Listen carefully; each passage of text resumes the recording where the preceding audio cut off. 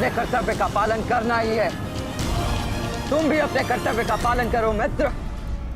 हम दोनों को कोई नहीं रोक सकता।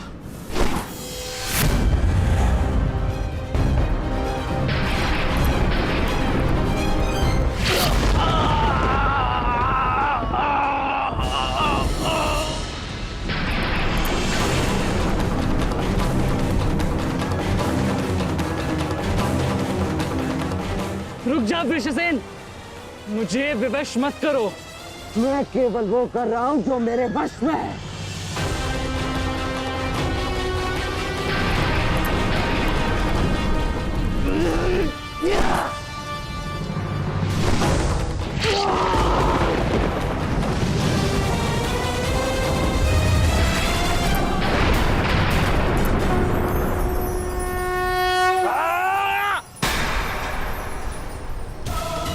ये हमें क्या हुआ था कुमार?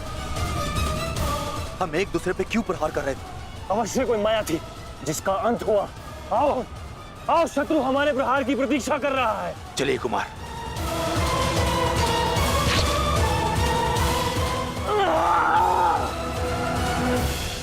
तुम्हारे कौशल और शौर्य को नमन है वृषसेन। अनुमान नहीं था कि कौरव सेना में ऐसे कुशल योद्धा से सामना होगा। सूर्यास्त में समय अभी शेष है अभिमन्यु, और हमारे तुनीरों में बाण नहीं। तो समय व्यर्थ ना करते हुए द्वंद्व आरंभ करें। तो मैं प्रस्तुत हूं योद्धा।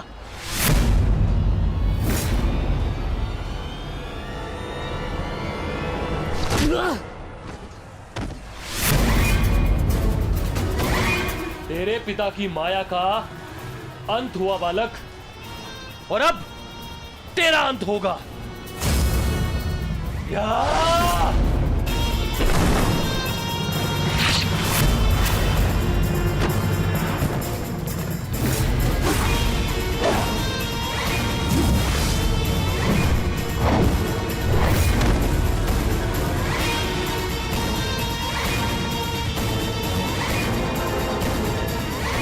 हार तब नहीं होती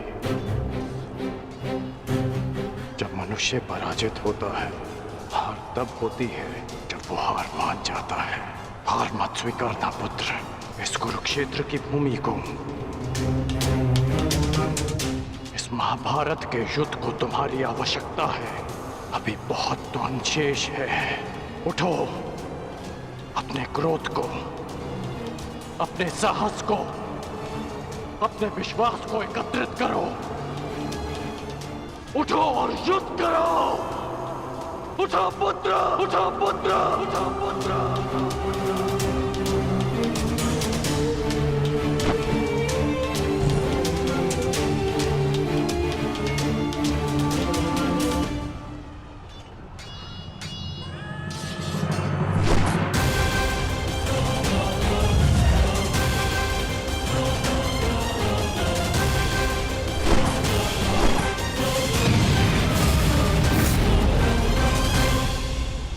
माधव, पितामह के प्रहार प्रतिक्षण बलशाली होते जा रहे हैं। हम उन्हें बहुत समय तक रोक नहीं पाएंगे। रोकना तो पड़ेगा पार्थ। जितना समय तुम इन्हें रोकोगे उतना समय भीम को मिलेगा कि वो दुर्योधन को परास्त कर युधिष्ठिर के समक्ष आत्मसमर्पण करने को विवश कर सके।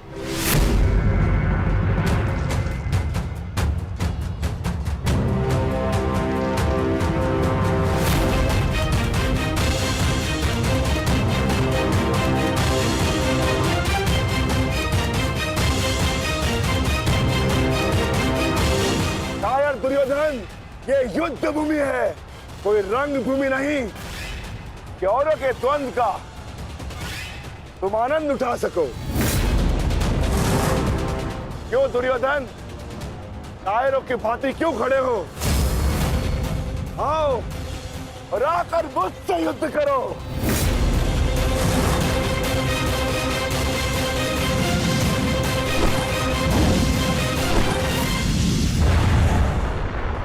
गंगापुत्र, शीघ्रता कीजिए। अर्जुन आपको द्वंद्व में उलझा रहा है। इधर भीम दुर्योधन की ओर बढ़ रहा है। महामहिम कुछ कीजिए।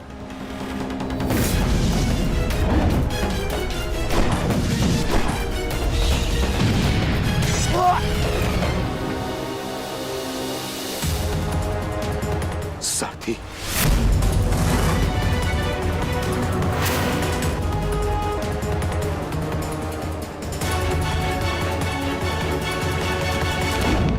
सावधान अर्जुन। या तो तुम युद्ध करना भूल गए हो या फिर तुम्हें युद्ध करने का साहस नहीं है। दुर्योधन नहीं, नहीं दुर्योधन, भीम तुम्हें उकसा रहा है। द्वंद्व में मत फंसना। उचित कहा मामाश्री। मेमनों के आखेट के लिए से आगे नहीं बढ़ते। बस होके भीम के लिए तो मेरी कलिंग की सेना ही पर्याप्त है। कलंक के वीरों, आक्रमण करो और इसको बंदी बना लो। जाओ।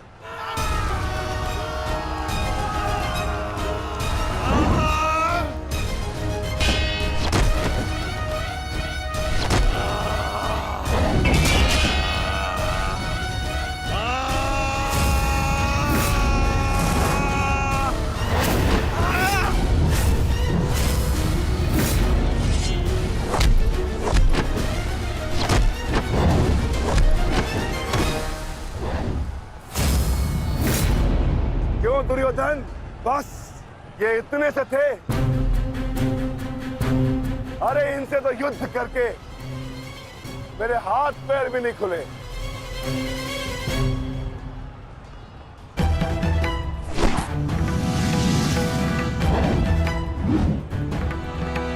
आप नियम भंग कर रहे हैं आचार्य। आप एक साथ दो पर आक्रमण नहीं कर सकते। स्मरण रहे कि युद्ध के नियम के अनुसार दो योद्धा एक योद्धा पर आक्रमण नहीं कर सकते, पर तो एक योद्धा दो योद्धाओं पर आक्रमण कर सकता है। सहदेव,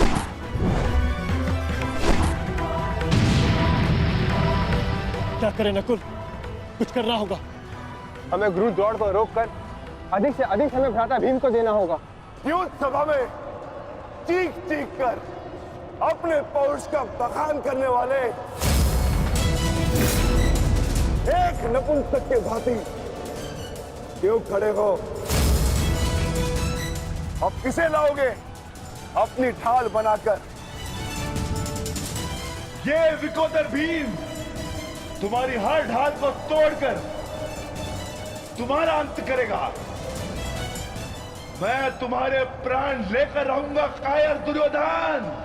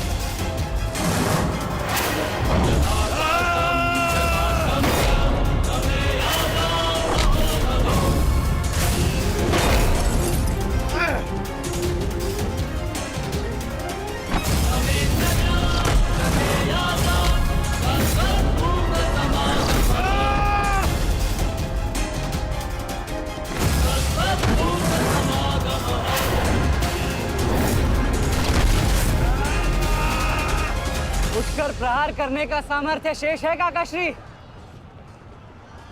या पराजय स्वीकार करते हैं? जय और पराजय की चुनौती बराबरी के योद्धाओं को दी जाती है बालक। प्रतीत होता है कि अभी तक तुम्हें कोई समर्थ योद्धा नहीं मिला।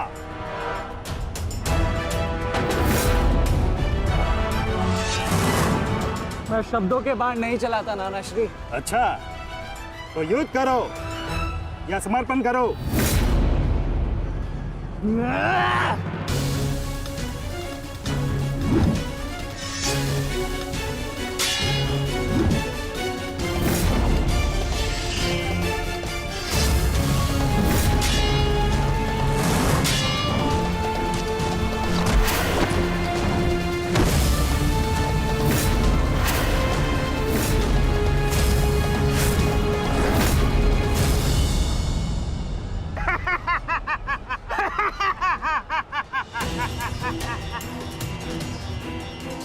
क्या हुआ, थक गए?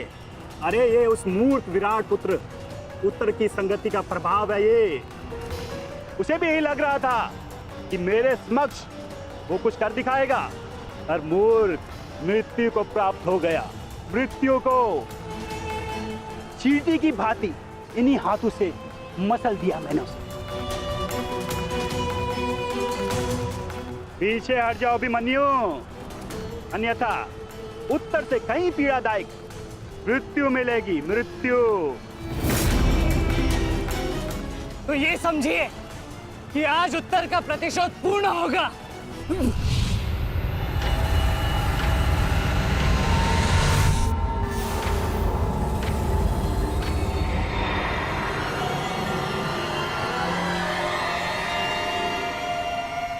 फिर से मूर्खता कर रहे हो अभिमन्यु?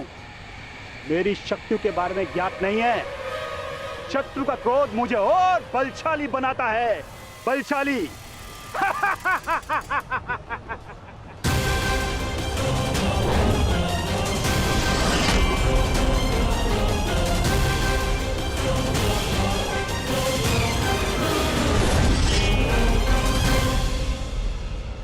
इतना ललकारने के पश्चात भी तुम रथ पर चुप कर बैठे हो दुर्योधन।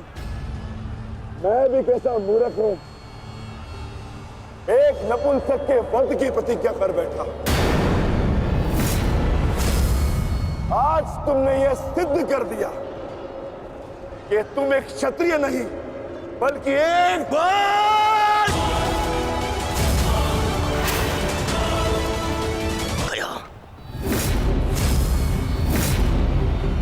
सावधान। क्रोध से भरे कुमार भीम अब युवराज दुर्योधन की ओर बढ़ रहे हैं महाराज। मेरा दुर्योधन किसी संकट में तो नहीं ना? कहीं ऐसा तो नहीं कि भीम युद्ध के दूसरे दिन ही पांडव पक्ष को जय श्री दिलवा दे?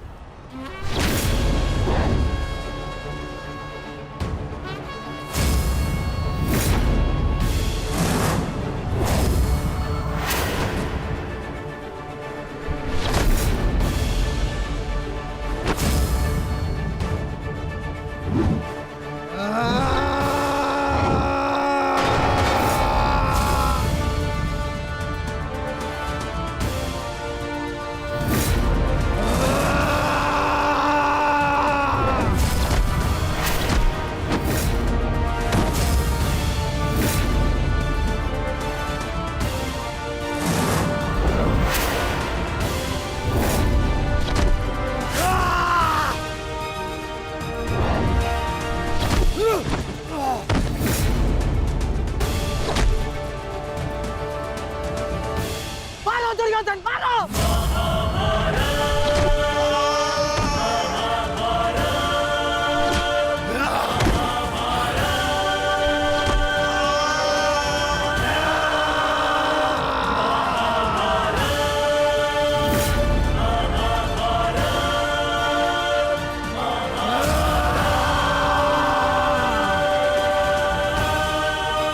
क्या हुआ गदाधारी भीम? अब दिखाओ तुम्हारा पौरुषत्व। या कहो तो हस्तिनापुर की स्त्रियों से आभूषण लाके तुम्हें पहना दूं? क्या हुआ? युद्ध बातों से नहीं बल से जीता जाता है।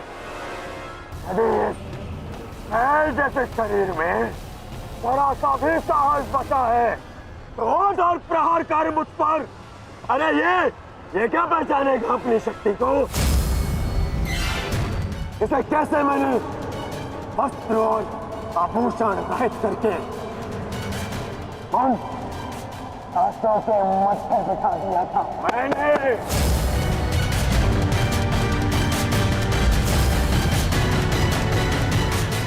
कदाचित ये भी भूल गया है कि कैसे मैंने बड़ी सभा में उस दासी द्रौपदी को उसका उचित स्थान दिखाया था।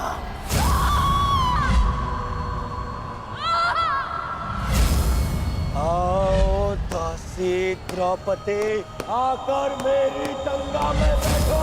आओ, वस्त्र हरण करो इस दासी का।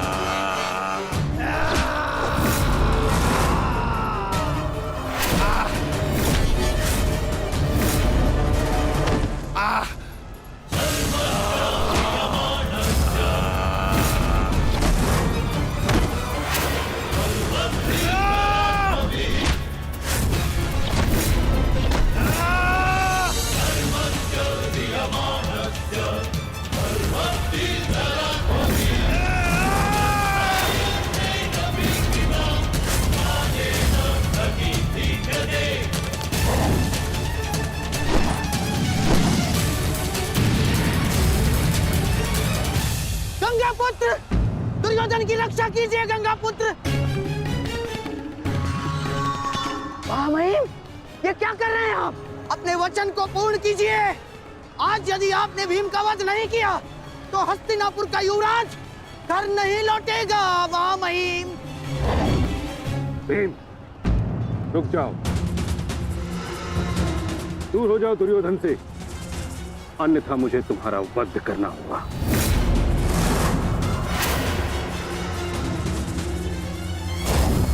सावधान पितामह, यदि आपने भ्राता भीम पर प्रहार किया तो मुझे विवश होकर आप पर बाण संधान करना होगा। हट जाओ भीम। क्षमा चाहता हूं पितामह, आप अपना वचन पूर्ण कर रहे हैं तो मुझे भी अपनी प्रतिज्ञा का मान रखना है। आज मैं इस दुर्योधन का वध तो करके ही रहूंगा, चाहे इसके लिए मुझे स्वयं के प्राण क्यों न गंवाने पड़े।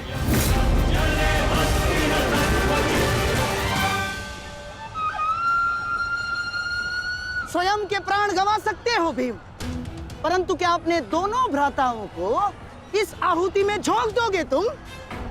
तुम्हारी इस भूल का फल नकुल और सहदेव को भुगतना होगा भीम। जरा देखो उधर।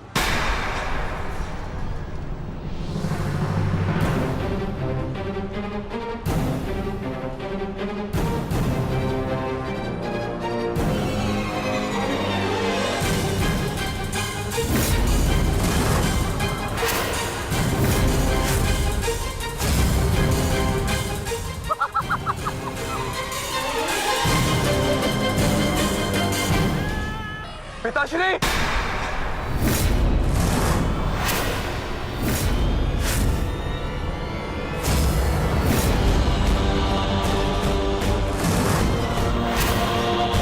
शस्त्र को नीचे करिए द्रोण, अन्यथा सदैव के लिए पुत्र से हाथ खो बैठोगे।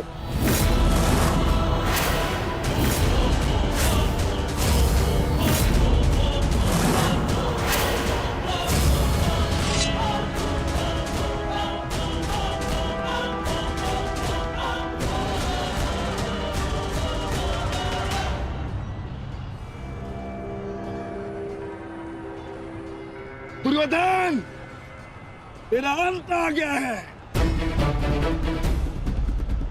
तुम्हारे पास दो विकल्प शेष है दुर्योधन। या तो देश युधिष्ठिर के समक्ष आत्मसमर्पण करो, अपनी सेना को पीछे हटने का आदेश दो, या फिर अपने प्राण यमराज को समर्पित करो।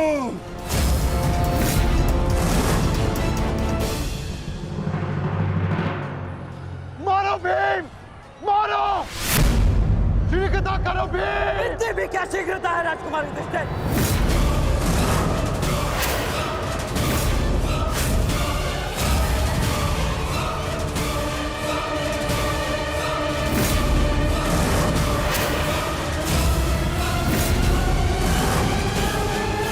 दुर्योधन,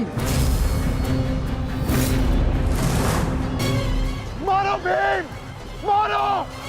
शीघ्रता करो भीम! इतनी भी क्या शीघ्रता है राजकुमार युधिष्ठिर?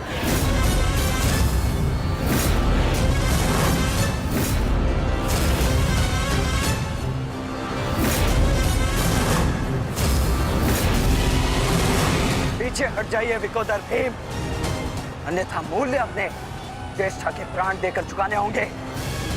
नहीं भीम, नहीं! मेरी चिंता मत करो, अपना वचन पूर्ण करो। ऐसा अवसर दोबारा नहीं मिलेगा अनुज। वध करो इस दुर्योधन का। पांचाली के अपमान का प्रतिशोध लो भीम। मारो इस दुर्योधन को। एक बार पुनः सोच लीजिए, अवसर दोबारा मिल सकता है, परंतु ज्येष्ठ के प्राण दोबारा नहीं लौटेंगे। मारो भीम, मारो!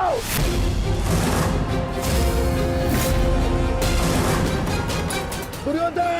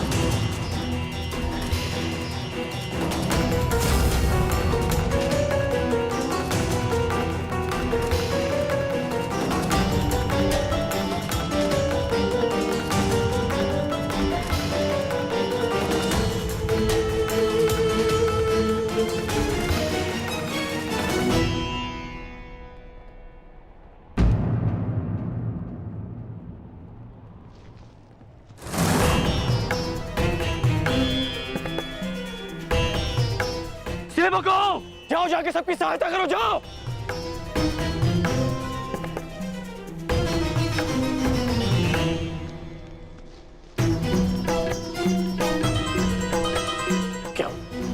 क्या हुआ?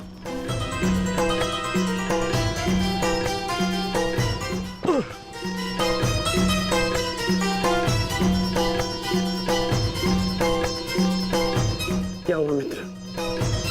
आज हम ये युद्ध हारने ही वाले थे मित्र।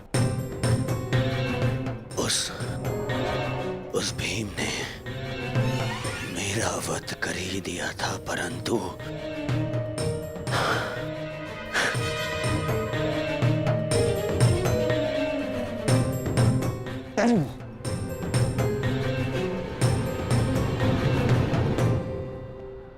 ठीक समय पर आकर वृषसेन ने पूरी परिस्थिति को ही बदल दिया।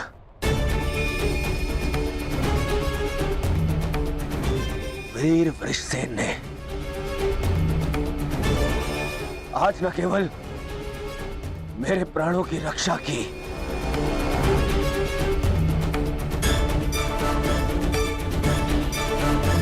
अभी तो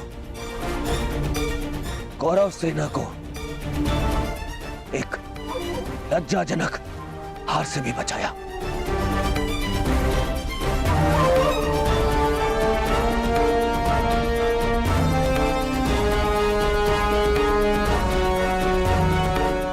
मैं गर्वित हूं तुम्हें अपनी सेना में पाकर पुत्र, गर्वित हूं मैं।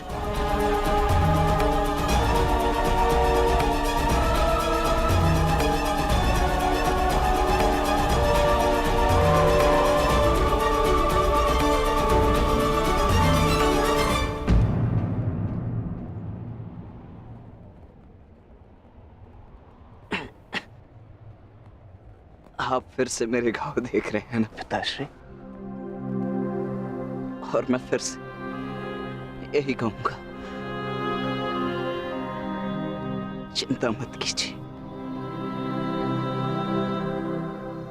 आज का युद्ध समाप्त हुआ और युद्ध भूमि में जो कुछ भी हुआ उसे भुला देना ही श्रेयस्कर है।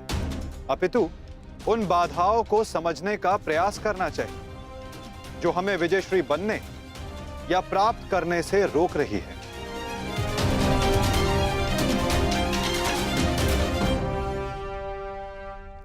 सबसे बड़ी बाधा तो वो कर्ण का पुत्र वृषसेन है।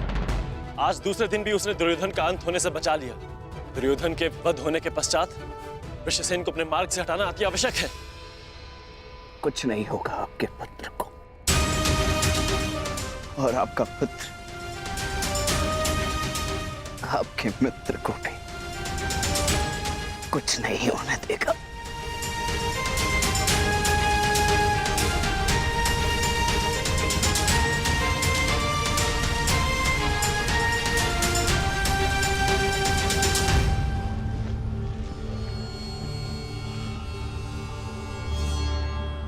मित्र, आज का दिन हमारे पक्ष में नहीं था। तुम हमारे साथ होते तो कदाचित ऐसा नहीं होता।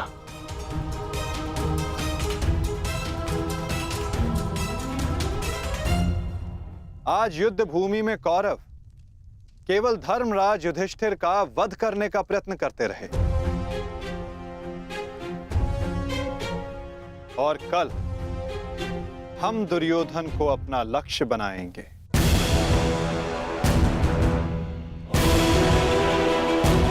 क्योंकि दुर्योधन के अंत के साथ कौरवों की पराजय भी निश्चित है।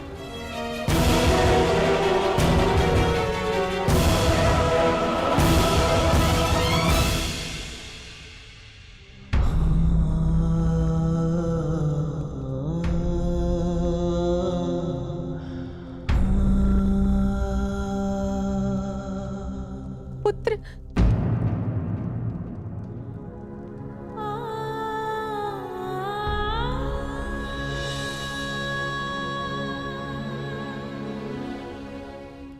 क्या दशा बना दी है इस युद्ध ने तुम्हारी।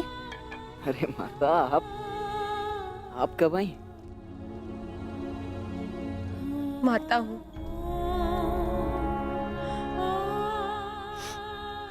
पुत्र को घाव लगता है तो माता को आभास हो ही जाता है। मेरे मन ने कहा कि मेरा पुत्र संकट में है, दौड़ी चली आई।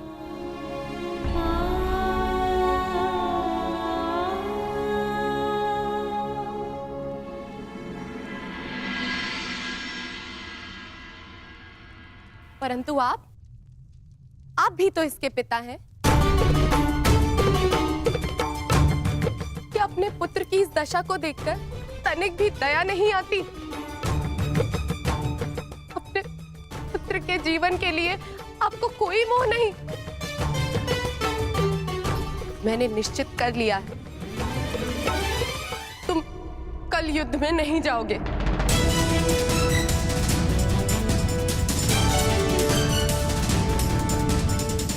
परंतु माता, मैंने कहा ना, ये मेरा अंतिम निर्णय है। पिताश्री, ये तुम्हारे अतिरिक्त कौरव सेना में और भी कुशल योद्धा है। निश्चित रूप से कौरव सेना में कुशल योद्धाओं की कमी नहीं है पिताश्री, परंतु वृषसेन वो उन सबसे भिन्न है। उसकी सोच, उसकी प्रतिभा, उसका तेज प्रशंसनीय है। उससे द्वंद करते समय मैंने बहुत कुछ सीखा। यदि वो कौरव के पक्ष में ना होता तो निश्चित रूप से मेरा अभिन्न मित्र होता।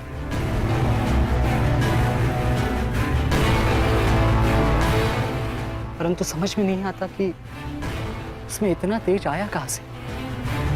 कुछ जन्म से, कुछ कर्म से। वो अंगराज कर्ण का पुत्र है, जिसके मन में मृत्यु का भय नहीं, अपने कर्तव्य की ओर पूर्ण आत्मसमर्पण है। उस पर तेज स्वतः ही आ जाता है अभिमन्यु।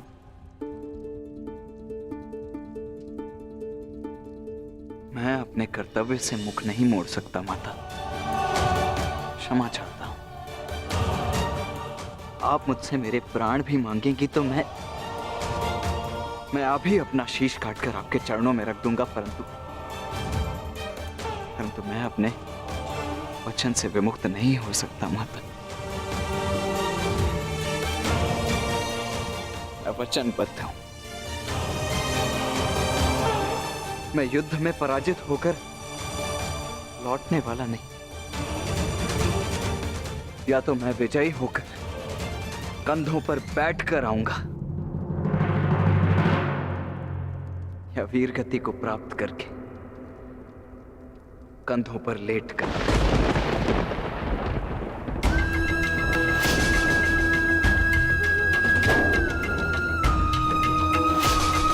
ये आपका पुत्र क्या बोल रहा है? अब आप सुन रहे हैं ना? मैं आपसे हाथ जोड़कर विनती करती हूँ स्वामी, रोकिए इसे। आप ऐसा कैसे होने दे सकते हैं? कुछ कीजिए। करना तो तुम्हें है सुप्रिया, ममता और कर्तव्य में संतुलन करना है। तुम एक योद्धा की माता हो, तुम्हें अपने हृदय को कठोर बनाना होगा। मेरी अनुपस्थिति में हमारा पुत्र इस महायुद्ध में अत्यंत मुख्य भूमिका निभा रहा है। मुझे उस पर गर्व है, और तुम्हें भी होना चाहिए सुप्रिया। युद्ध में पीछे हट जाने वाले वृषसेन का पिता होने से अधिक युद्ध में बलिदान दे देने वाले वृषसेन का पिता होना अधिक श्रेष्ठकर समझता हूं।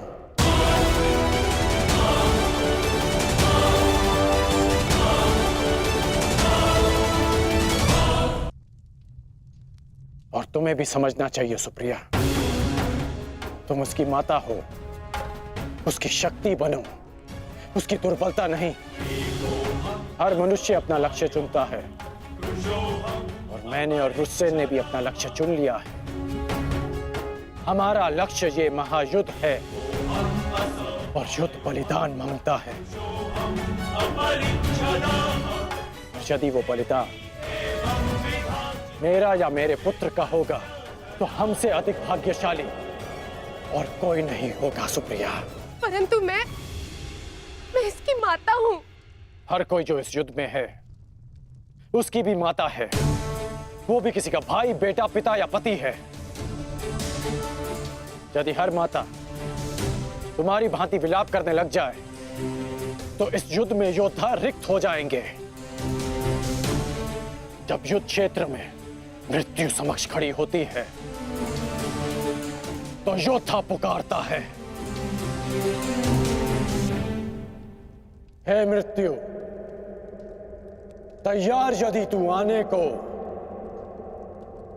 प्रसन्न मुख आ, द्वार खुला है, तेरा स्वागत, प्रसन्न मुख आ।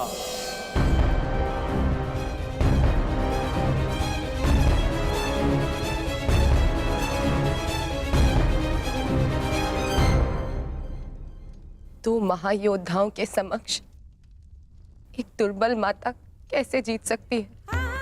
यदि आपने निर्णय ले ही लिया है तो ठीक है, किंतु एक बात स्मरण रखना, यदि मेरे पुत्र को कुछ भी हुआ तो उसके उत्तरदायी आप होंगे, और इसके लिए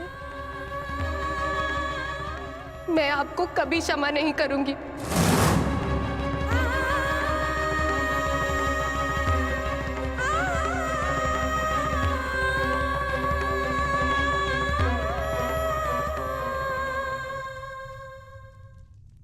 आज युद्ध भूमि में पांडवों का प्रयास था कि दुर्योधन पर वश पालें, कल भी कदाचित उनका यही प्रयास होगा। इस कारणवश हमें सज्ज रहने की आवश्यकता है।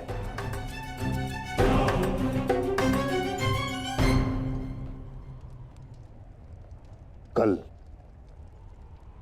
हम गरुड़ व्यूह की रचना करेंगे और इस व्यूह का नेतृत्व स्वयं मैं करूंगा। गरुड़ की आंख के स्थान पर मेरा रथ होगा।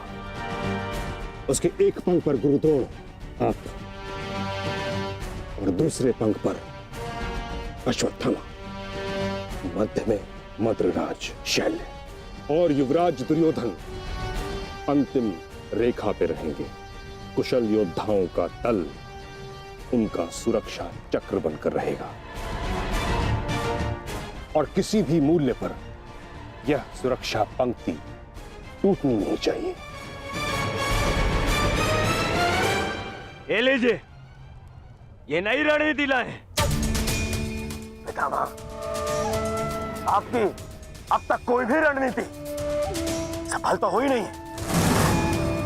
ऐसा ना हो कि आपकी ये रणनीति भी असफल रहे। ऐसे मत देखिए, कुछ अनुचित कह रहा हूं, सत्य कह रहा हूं। अब तक आपकी किसी भी रणनीति का कोई भी वास्तविक लाभ हमें नहीं मिला है। आज जो घटित हुआ है और जो घटित हो सकता था, मैं जानता हूं। अरे सेना को छोड़िए, आप तो मेरी सुरक्षा का कर्तव्य, अपने युवराज की सुरक्षा का कर्तव्य भी पूर्ण नहीं कर पाए। हे पितामह, अब मुझे आप पर विश्वास नहीं रहा पितामह।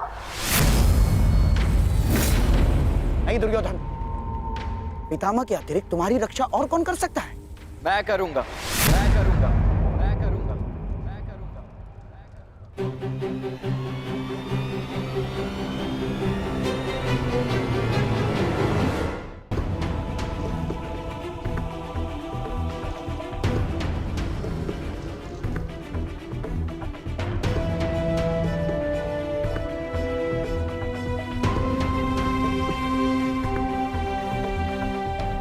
मैं मानता हूं मैं महामहिम के समक्ष कुछ भी नहीं, और मैं हृदय से उनका सम्मान भी करता हूं।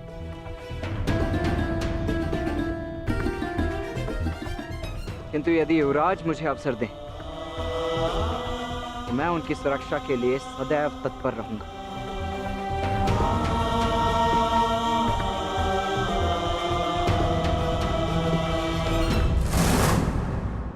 आपका क्या मत है वासुदेव?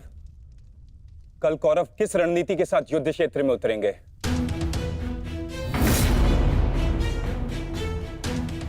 उनकी व्यू रचना क्या होगी? व्यू रचना चाहे जो भी हो, किंतु आज जो रणभूमि में हुआ उसके पश्चात यह निश्चित है कि दुर्योधन की रक्षा हेतु वे उसे सेना की अंतिम रेखा में ही रखेंगे, क्योंकि वो जानते हैं कि दुर्योधन ही हमारा लक्ष्य है।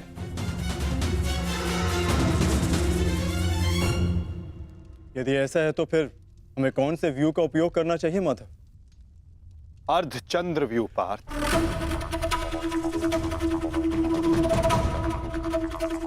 उसी व्यू के कारण हम दुर्योधन को रणभूमि की ओर ला पाएंगे।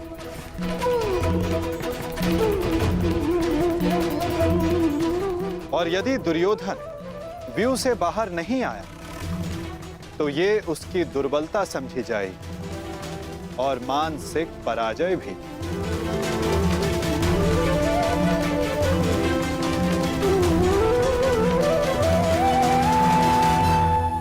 कल दुर्योधन की रक्षा कोई नहीं कर पाएगा, वो चाहे आचार्य द्रोण हो या पितामह अश्वत्थामा हो या दुशासन या फिर वृक्षसेन। कल जो भी योद्धा मेरे और दुर्योधन के मध्य आएगा या तो रणभूमि छोड़ेगा या फिर ये संसार। मेरे पिताश्री आप पर पूर्ण विश्वास करते हैं युवराज, और मैं अपने पिताश्री की ओर से आपको यह वचन देता हूं कि जब तक मेरे शरीर में अंतिम श्वास रहेगी तब तक मैं युद्ध भूमि में आपकी सुरक्षा के लिए प्रस्तुत रहूंगा।